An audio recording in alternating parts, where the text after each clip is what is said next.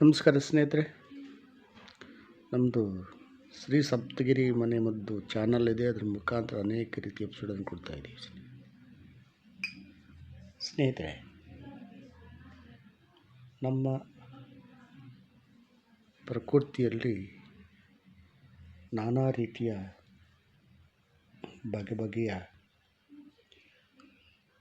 ಹಣ್ಣುಗಳು, ತರಕಾರಿ ಎಲ್ಲ ಸಿಗುತ್ತೆ. ಇದು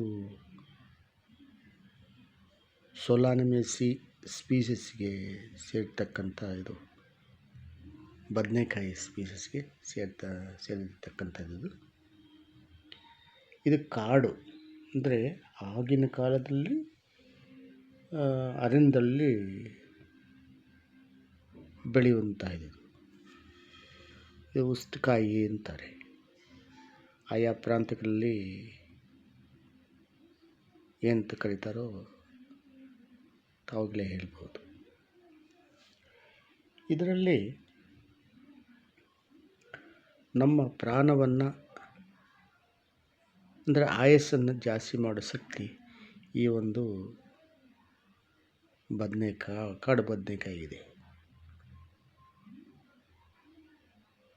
ಇದು ವರ್ಷಕ್ಕೆ ಆಗಾಗ ನಾನಾ ರೀತಿ ಇನ್ನೊಂದು ಏನಪ್ಪ ಅಂದರೆ, ಇದನ್ನು ಈ ಥರ ಕಟ್ ಮಾಡಿ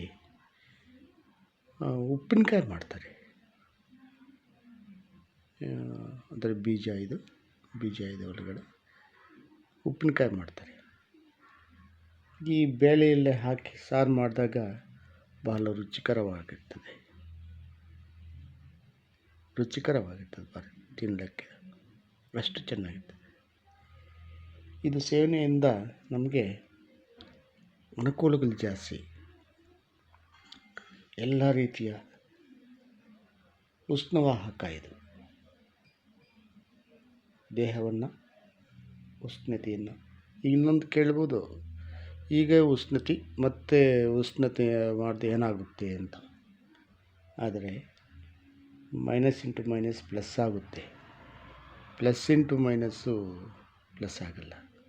ಆ ಥರ ದೇಹದಲ್ಲಿ ಅತಿ ಹೆಚ್ಚು ಉಷ್ಣತೆ ಇದ್ದರೂ ಇದು ಸಹ ಸೇವನೆ ಮಾಡೋದ್ರಿಂದ ಅದು ನಮಗೆ ಒಳ್ಳೆಯದಾಗುತ್ತೆ ಪ್ರತಿಯೊಂದಕ್ಕೂ. ಸ್ನೇಹಿತರೆ, ಈ ಒಂದು ಕಾಡು ಬದನೆಕಾಯನ್ನು ಪ್ರತಿಯೊಬ್ಬರು ಸೇವನೆ ಮಾಡಬೇಕು. ಇದು ಬಹಳ ಅನೇಕ ರೀತಿಯ ಅಂಶಗಳು ಇದರಲ್ಲಿ ಆಂಟಿ ಆಕ್ಸಿಡೆಂಟ್ ಇದೆ. ಮತ್ತು ಇದು